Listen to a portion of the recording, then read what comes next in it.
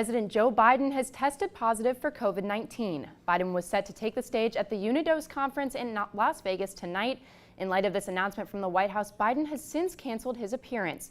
It's the third time the 81-year-old president has tested positive for the virus. Biden first tested positive on July 1st in 2022. 9 days later, he tested positive again in a rebound case. We will keep you updated as we find out more information. Good evening, I'm Lucy Schaefer. Welcome to Newswatch. This announcement comes as Biden is facing increased pressure from Democrats to drop out of the race. Congressman Adam Schiff is now the highest profile elected Democrat to publicly call on President Biden to step away. The California Democrat is the first Democrat to publicly call on Biden to leave the race since the failed assassination attempt on Trump. Schiff says Biden has been, quote, one of the most consequential presidents, but that the nation is at a crossroads and a second Trump presidency would undermine U.S. democracy. Thanks to a local nonprofit, people who have disabilities are now able to participate in adaptive sports. Newswatch reporter Donovan Varney has more.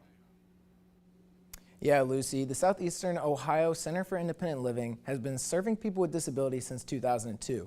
Just last year, they expanded their services to the Athens area, and with that, their adaptive sports program. I visited the Social Sports Palooza to see what the program has to offer. Gage Miller picked up on adaptive sports more than 3 years ago, and since then, he's felt like part of a team. I felt happy. Like when I played football, I felt like I was a Buckeye. People in Athens County will now get the same opportunities as Gage thanks to Social. The organization offers athletics for people with disabilities from football and basketball to pickleball and cornhole. Dozens of people joined Gage at the Athens Community Center to learn about and try adaptive sports. Davey McNelly, executive director of Social, is trying to spread the word as they begin to serve the Athens community. A lot of times people just don't know that wheelchair basketball, wheelchair football, pickleball can be adaptive, cornhole can be adaptive. Most of the sports utilize a specific wheelchair adapted for people with disabilities. Josh Fox, a volunteer, says there's a lot of space to play with when it comes to adapting sports. If you think of traditional sports as this fist right here, this is about how much we can adapt sports for almost anybody to at least play in their own way. As people get involved in the program, they can see an immediate impact on athletes. Jeff Williams has been coaching adaptive sports for 6 years and says the benefits go beyond just athletics. You just see them blossom. They get more confident in themselves. They're willing to try new things. Community is a focus of the program. Social volunteer Allie Hughes thinks it's important to use events like these to bring people of all types of abilities together. It's very easy to see that we're all very integrated in this space, so why aren't we doing this more often? As athletes with disabilities begin to integrate sports, it's Social's goal to bring others that same joy that they bring to Gage. For more information on Social's adaptive sports program, visit social.org. Reporting for Newswatch, I'm Donovan Varney, live in studio. Thanks, Donovan. Over 170 households are opting out of the $600 million class action lawsuit against Norfolk Southern. The devastating train derailment spilled hazardous chemicals in East Palestine in February of last year. This affected almost 200,000 households in a 20-mile radius. Some residents might receive little or nothing from the settlement because the final amount they get will be reduced by just how much assistance they took from Norfolk Southern since the derailment. A federal judge has given the deal preliminary approval, but a hearing will be held in late September to determine if the deal should go through. Over 60% of Ohio is abnormally dry, which brings the question, where did all the rain go? Forecaster Isabel Isco talked to climatologist Dr. Ryan Fote on why the summer is so dry. Look around Athens, you'll likely see a lot of brown lawns. It's really interesting how brown the grass is even on campus here. Different homes, you can tell the ones that have been watering their yards because they're very green and verdant, and then the ones that aren't, like mine, are just brown in many places. Here in Ohio, 67% of the state is classified as abnormally dry. 34% is in moderate drought. The ingredients that are supposed to give us rain, the heat and humidity, are hindered by a high-pressure heat dome. Yeah, so since mid-June, we had this dome of high pressure associated with a lot of heat. We had many days that are 90 degrees or higher in southeast Ohio. And that was associated with a broad pattern of a ridge where the jet stream basically gets pushed farther north. And it steered all the system as much more north of us instead of directly over us. He says that dome isn't moving. It is an anomaly. It's kind of a unique event that could happen any year, but the high heat, the high humidity, and the lack of storms all go hand in hand to leading to the drought. But even with rain on the forecast, FOTE says drought relief isn't in the forecast until that dome moves along. And if thunderstorms like we've been having that can provide a short shower, but not one of these that are going to drop several inches, where we need a lot more rain to help recover from the drought. We ended June, our supposed to be wettest month, over 3 inches below normal rainfall. Isabel, we got some rain today. Is that enough? Looking at that rain we've had for these past few hours, we've had just these little blips of some severe, pretty strong rain on us, but it's not looking like enough. These very spotty, isolated showers are just going to get us a little bit below average, but still we're looking at a drought into these next couple days. We're in that marginal risk for some thunderstorms that can continue into tonight. They did extend from that general storm to a little bit of a marginal risk just from those winds being a little bit more intense for today. These temperatures from this wind and from the rain have been a lot cooler. We saw last night we're in those 70s, and that max temp that we reached for today of 86. Yesterday we were in those 90s, and to feel those 96-degree temperatures, it has been a nice cool down for us. And this cool down is going to continue with that overnight low of 61, that 40% chance of showers going to be lingering all throughout the night. And then once we reach tomorrow, we'll be back into the partly sunny skies and looking at those temperatures 82 with that low of 55. We're going to have this cool down continue throughout the week. We'll be back to average, and we'll be getting some rain by the time next week. I'll be talking about that in my full forecast. Let's take it back over to Lucy. Thanks, Isabel. 2 years after its debut, the 988 Suicide and Crisis Lifeline has saved thousands of Ohioans each month who face emotional distress or thoughts of suicide. Since July 16, 2022, Ohio's 19 call centers, the most of any state in the nation, have responded to over 320,000 calls, texts, and chats, an average of more than 14,000 contacts each month. If you or someone you know is in a mental health or substance use crisis, call, text, or chat the 988 Suicide and Crisis Lifeline to get confidential support. Reasons to call 988 include, but are not limited to, thoughts of suicide, mental health, or substance use crisis, financial and relationship struggles, or any other kinds of serious emotional distress. A public health advisory has been issued for Diamond Shroom's mushroom products. The Ohio Department of Agriculture released the advisory for the company's infused cones, gummies, and chocolate bars. Their products are linked to multiple illnesses and 1 potential death. The company issued a recall back in June. However, the ODA is aware of the products being sold in vape shops and other retail locations throughout the state. They request you report any retailers selling Diamond Shroom's products to the ODA Division of Food Safety. Coming up, J.D. Vance is set to formally accept his vice presidential nomination at the RNC tonight. And Democrats consider expelling Senator Menendez after his corruption conviction. We're going to continue with that rain tonight and how those temperatures are going to cool down next on Newswatch. There have always been those of us looking for stories that keep us alive. You're born to this world to make a difference. It's about building systems that will save lives. Ya solo ese pasto se está acabando. Es una especie en peligro de extinción. No one is the same. Everybody is so unique.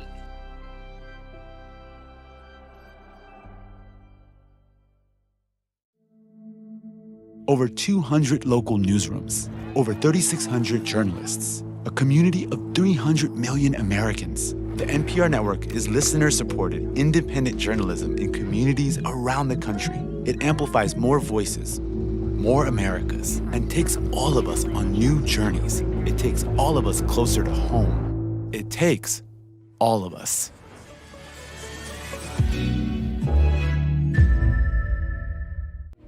You just gotta roll with the punches. You gotta do what you gotta do. I'm hitting 70 years old now, and it's time for me to have it together. I still believe in hard work, but I will say that I think we are fooling ourselves if we believe that it's only hard work. There are so many people that are in the same situation, that are struggling the same way. It's like we haven't come very far. Tuesday at 10 on WOUB. The 2024 campaign heats up. We're going to fire crooked Joe Biden. We are going to make America great again. Can former President Trump convince voters to send him back to the White House? This election is a choice between strength and weakness. How would he take on the challenges facing America at home and abroad? Tonight at 8 on WOUB.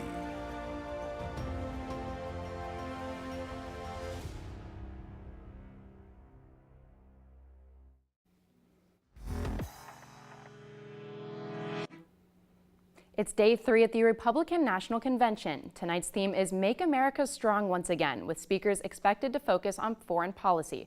Former President Trump's running mate, Ohio Senator J.D. Vance, will address the convention in a much-anticipated speech. Julia Benbrook is in Milwaukee with more details about what we expect to hear from the VP nominee. Former President Donald Trump's running mate, Ohio Senator J.D. Vance, set to take the stage at the Republican National Convention. Earlier in the day, Vance spoke at his first official campaign event outside of the convention. We're going to get out there and try to fire up the crowd tonight and make the case, a very easy case to make, but an important case to make, that we have got to re-elect President Donald J. Trump to the White House. The former venture capitalist, veteran, and author entered Congress with an assist from Trump, whose endorsement helped him win a contentious race in 2022. J.D. Vance, we love you, J.D. I've gotten to know him really well. He's a great guy. The 39-year-old has been an outspoken supporter of Trump in Congress and often votes in allegiance with the former president's interest. We need to have people who are supporting Trump, not trying to stab him in the back. It's very, very simple. But Vance hasn't always been a Trump cheerleader, and Democrats will surely use past comments against him. During the 2016 presidential campaign, Vance repeatedly went after Trump, including in a since-deleted tweet where he called him reprehensible. Vance has since apologized for criticizing Trump and says the former president's record in office speaks for itself. I was certainly skeptical of Donald Trump in 2016, but President Trump was a great president, and he changed my mind. Reporting in Milwaukee, I'm Julia Benbrook. In a show of party unity, former GOP presidential candidates are coming together to rally behind their nominee. Nikki Haley, Trump's fiercest primary rival, now offering a full-throated endorsement, encouraging her supporters to get on board. Have to agree with Trump 100% of the time to vote for him. For the sake of our nation, we have to go with Donald Trump. Other former GOP candidates, Vivek Ramaswamy and former Governor Ron DeSantis, are also endorsing Republican presidential candidate Donald Trump. Senator Bob Menendez is showing no signs of voluntarily resigning from the Senate following his conviction on bribery charges. This is leaving Democratic senators contemplating an expulsion effort to force him from office. While Menendez, a New Jersey Democrat, has 6 months remaining in his term, Democrats have made clear they don't want him in office any longer. Within minutes of the guilty verdict yesterday, Senate Majority Leader Chuck Schumer called for his resignation. And New Jersey Governor Phil Murphy, who would name Menendez's replacement, says that the Senate should expel Menendez if he refused to step down. Taking a look outside currently in Athens, 83, those mostly cloudy skies. It has been a real turnaround from yesterday with those temperatures. It has cooled down quite a bit. We have gusts right now up to 16 miles per hour from that wind, some of those spotty showers that we've had throughout the day. As we look all across southeast Ohio, you can see Lancaster 76. They're really cooling down there. Huntington, they're still almost in those 90s at 89. With those rain chances that we were talking about all throughout the day, they've been really sporadic and spotty. There was some pretty intense blips here in Athens that we were seeing, some pretty fast moving, but a pretty severe rain coming down. But other than that, it has just been kind of spotty all throughout the day, and that's going to continue into tonight with that 40% chance of showers. Most of those showers should be gone by the time of about midnight hour. Those chances for showers will be going away with that overnight low of 61. Once we look at 12 hours ahead, this cold front that has been really cooling us down for these next few days is going to continue with this high pressure, and it's going to be keeping these temperatures on the cooler side and drying us out just a little bit, not having as high of temperatures and as humid of skies out there for these next few days. 12 hours ahead, there is a little bit of chance for some pretty intense cloud cover, not going to be too high with that rain chance for the morning. And once we look at 24 hours ahead, this time tomorrow, that system has fully made its way to the East Coast. It's going to be lingering on the East Coast for quite a bit, giving them some of that really intense precipitation, giving them some well-needed rain that we need here, but it is just moving outside of our area. So we're going to be dry for these next 24 hours tomorrow.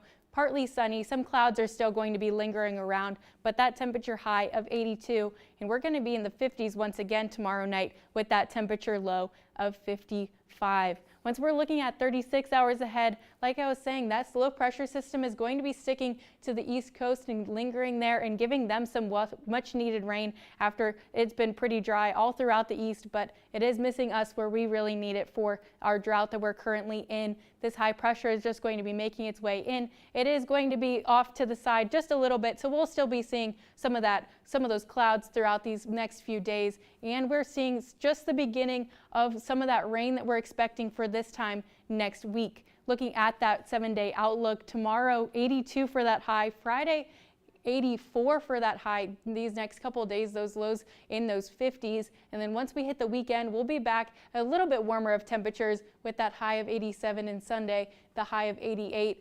The next time that we're having those chances for some rain is next Monday, that 30% chance of some thunderstorms, and then continuing throughout the beginning of next week, we'll be cooling down once again, and we'll have these temperatures by this time next week back in those 80s. It'll be cooler than it is today all throughout the week. I'm really excited to see those temperatures back to average and hopefully get that rain ramping up so then we're out of this drought that we've been in for these last couple months. Let's take it back over to Lucy.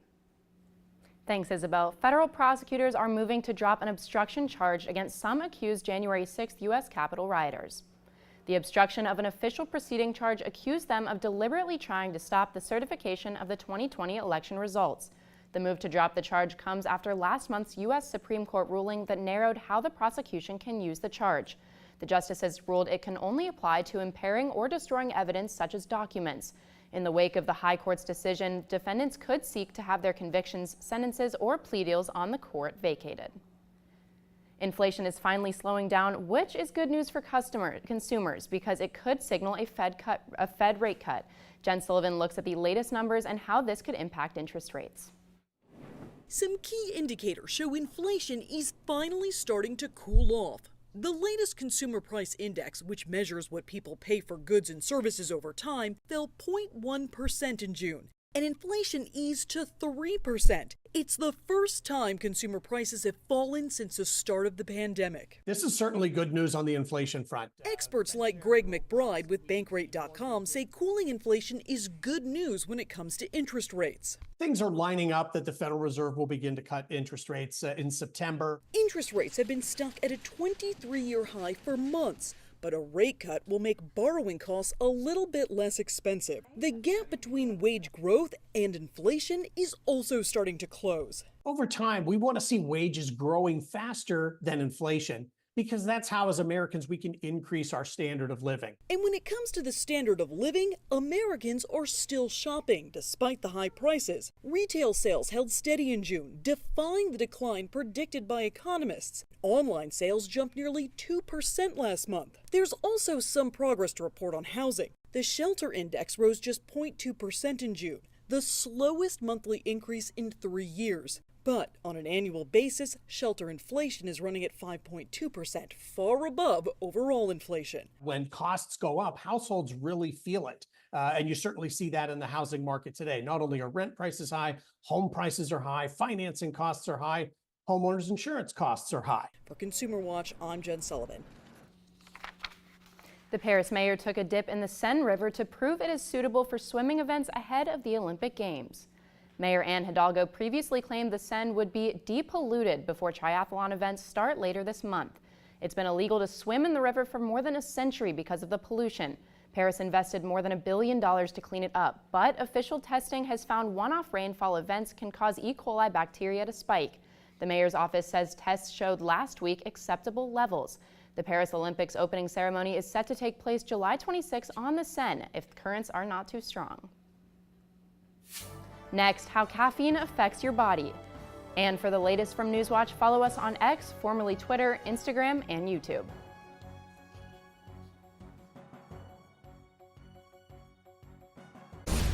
Let's start at the beginning, shall we? I can't wait.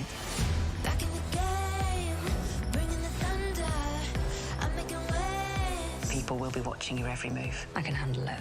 Let's go. So, what's your secret? Things are starting to move in the right direction. Tell us everything. Are you ready for more? Just getting started. Locked on the target.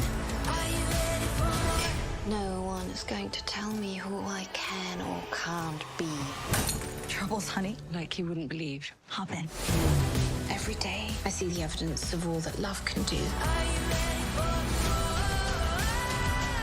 Whatever happens, we'll be together. There's nowhere else in the world I'd rather be. This was perfect. For more than 70 years, WOUB Public Media has been the place where people in our region turn to learn how stories of the past ignite the imagination of the future. It's where information, entertainment, and education work together to inform, enlighten, and inspire generations. It's the place where the community gathers to hear and see our world in new and innovative ways. WOUB, the public media you trust that's worthy of your support. On The Great American Recipe, we want you to prepare a family-style dish for our holiday table. This skillet was my grandmother's. It's like she's in the kitchen with me. That's what the holidays are all about. Here we go. Make us something your family will be proud of. Focus. This is looking really delicious. Frying a whole fish is not an easy feat. Come on, come on. Look at this spread. That's good. It's a celebration. Monday at 9 on WOUB.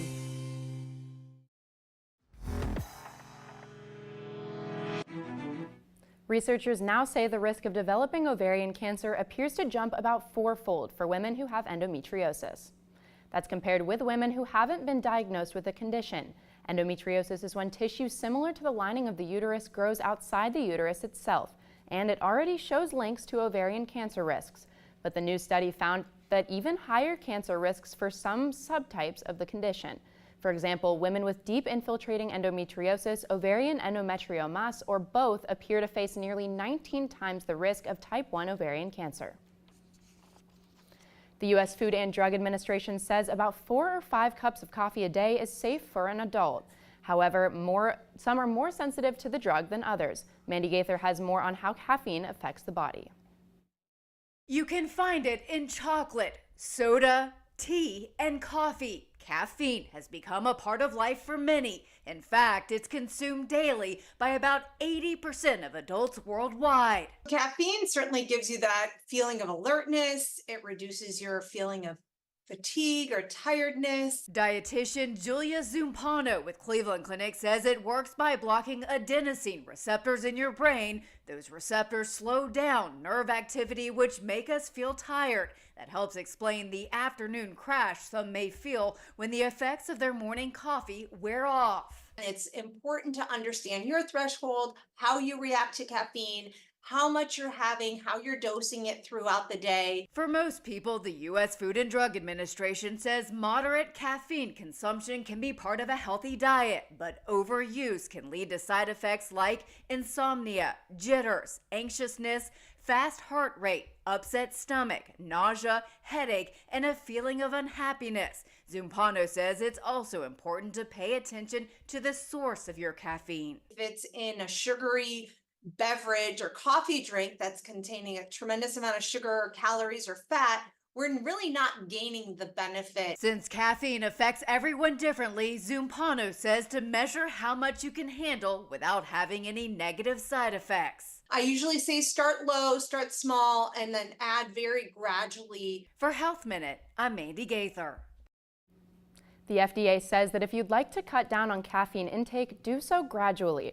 The agency says stopping abruptly can cause symptoms like headaches, anxiety, and nervousness. Still ahead, be sure to text your friends your favorite emoji to celebrate this holiday. But first, here's a look at what's coming up tonight on your public television station.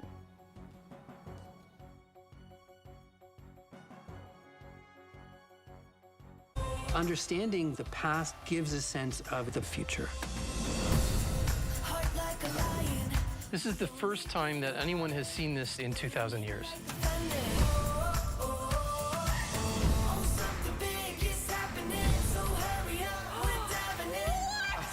This is amazing. Well, I'm excited now. Pompeii is a battle against time.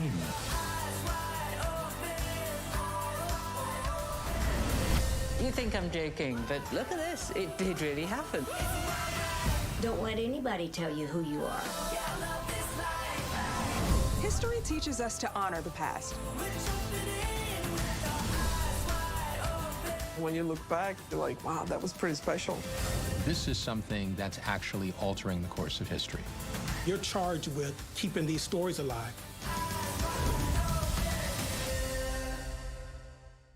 Next time on Benjamin Franklin. We pledge our lives, our fortunes, and our sacred honor. Revolution. Choosing sides means choosing fates. Diplomacy. Franklin had to convince one monarch to help the Americans overthrow another monarch. And a final cause. It's the first debate in American history on slavery. Don't miss the conclusion of Benjamin Franklin. Friday at 9 on WOUB.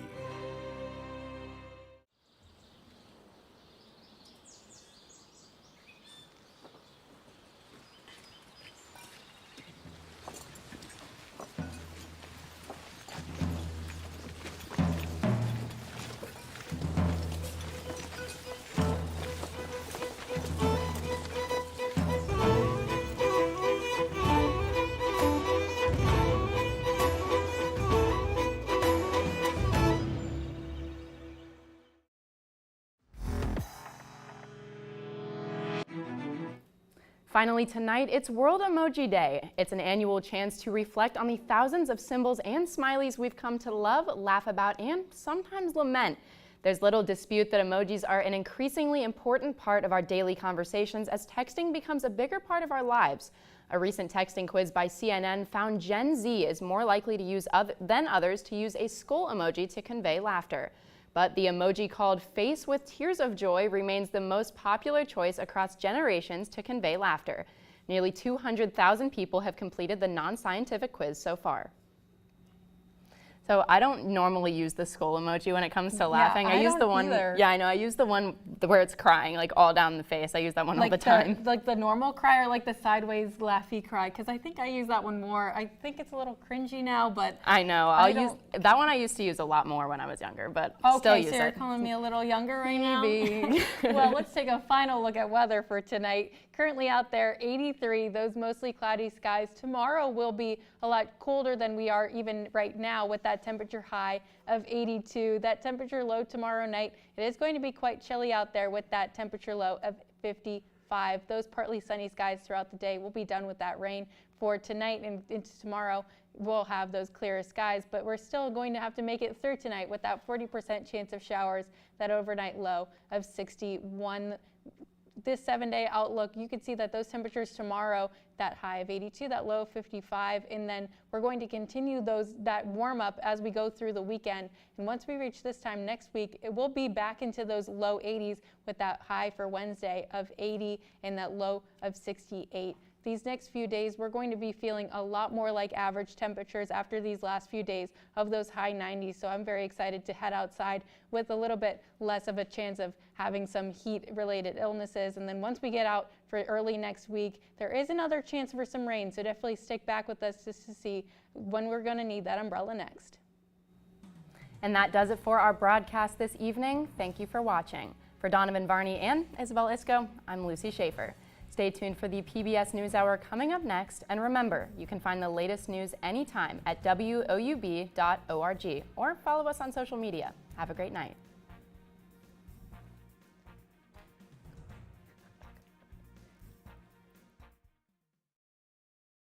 There is going to be a terrible scandal. Anything interesting? This is our chance to be together. The name Sherlock